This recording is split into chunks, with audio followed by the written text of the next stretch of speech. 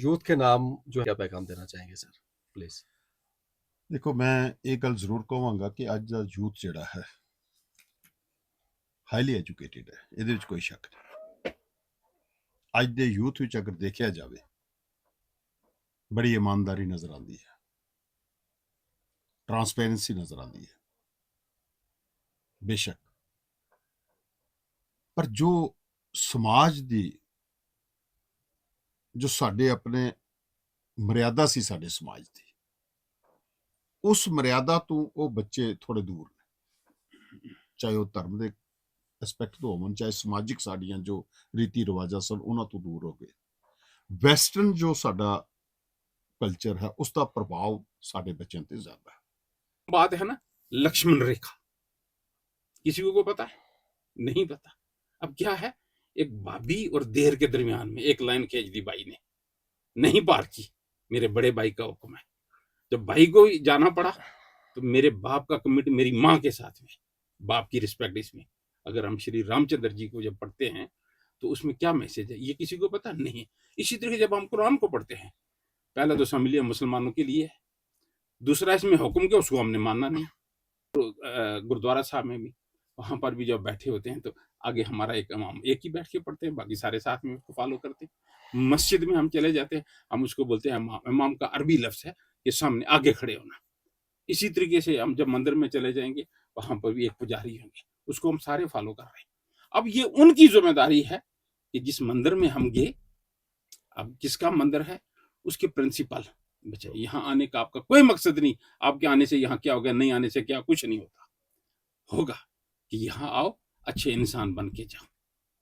गुरुद्वारा साहब में जाओ, यहाँ से आप गुरु नानक जी को, देव जी को मानते हैं, उनके असूल लेके जाओ। हम जब मस्जिद में जाए हैं तो इसी जैसा आपने बोला कि नमाज बेशक आपको बेहयाई, बुरे कामों और इन सारे चीजों से रोकती है। दूसरी जगह में ये आ गया कि ये नमाज आपको दूसरे इंसान को दावत, बुरे काम से रोकने के लिए, अच्छे काम की दावत देने के लिए। जिस दिन ये समझ आ जाएगी, हमारी मस्जिद से जुमे के दिन खुतबा में हमारा इमाम साहब बताएंगे आप पड़ोसी को तंग नहीं कर सकते, आप अपना खाना खा के रात सो नहीं सकते, आपका पड़ोसी भूखा है। आप पानी ओवरफ्लो के यहाँ तक है कि आप अपना जब वुजू करते हैं नमाज के लिए, प्रेयर के लिए, तो उसको ज्यादा इस्तेमाल ना करो, उसको बचा के रखो, आपके पड़ोसी को काम आ जाए। जब ये चीजें आ जाएंगी तो फिर ये बच्चे भी अपने पेरेंट्स की आदर करना शुरू कर देंगे, हम अपने से एक दूसरे को बेहतर समझना शुरू कर लेंगे। यकीन माने ये बड़ी छोटी सी जिंदगी है, इसको पीस से ही गुजारना। मैं कहता हूँ 100 साल की बुरी जिंदगी से ये 1 घंटा हम यहाँ बैठ के कर ले, मैं अपनी जिंदगी का इसी को बेहतरीन हिस्सा मानता हूँ। और एक बात मैं आखिर में आप सबको मैं बताऊं, फिर वो बच्चों की बात भी बीच में रह गई, थोड़ा सा पेरेंट्स के लिए मैसेज है। अब कोई हिंदू हो, सिख हो, मुसलमान हो, ईसाई हो, दो ही चीजें इनके पास, एक पैदा होना, एक मरना। ये दोनों चीजें, जब पैदा होता है कुछ लेके आता है साथ में, जब जा रहा है कुछ ले जा रहा है।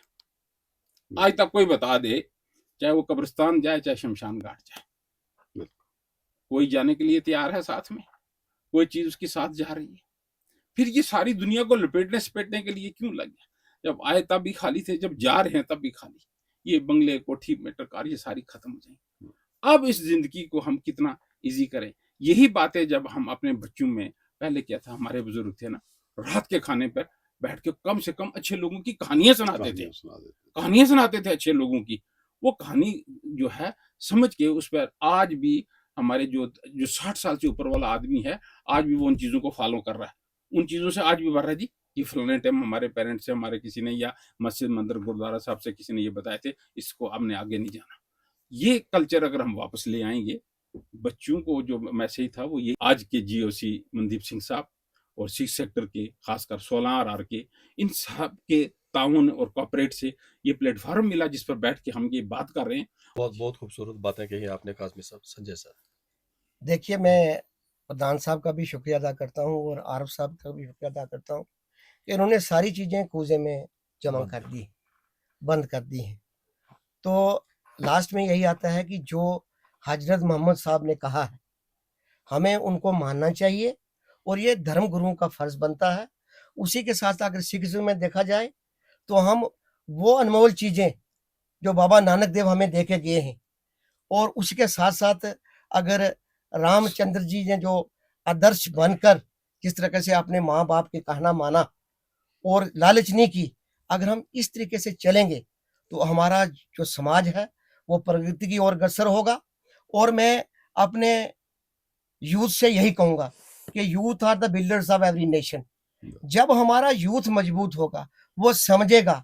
आज आप देखें कि हमारे बच्चे रात को 2-2 बजे तक मोबाइल चलाते हैं और सुबह 10-12 बजे उठते हैं, तो क्या मैसेज जाता है? वो क्या सीखते हैं वहां से? और अगर हमने अपने धर्म को माना होता, उसकी राह पर चले होते, तो आज हम क्या से क्या बन के जाते। ये कहते हैं कि सर्वधर्म समभाव, हर धर्म की इज्जत करो। जब हम एक दूसरे को समझना शुरू हो जाएंगे तो ये जो त्रुटियां आई हैं, ये जरूर त्रुटियां दूर होंगी।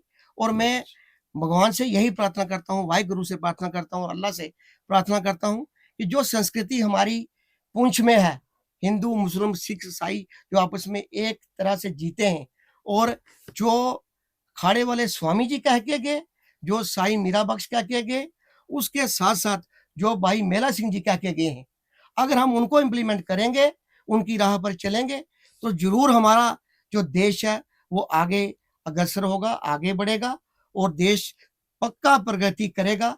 जो कल्चर यहाँ है वो कहीं भी कल्चर किसी। बहुत बहुत शुक्रिया। शुक्रिया नाजरीन। वो कहते हैं कि इरादा नेक हो जिसका अजीम हो मकसद, गुलाम वक्त हमेशा उसी का रहा है।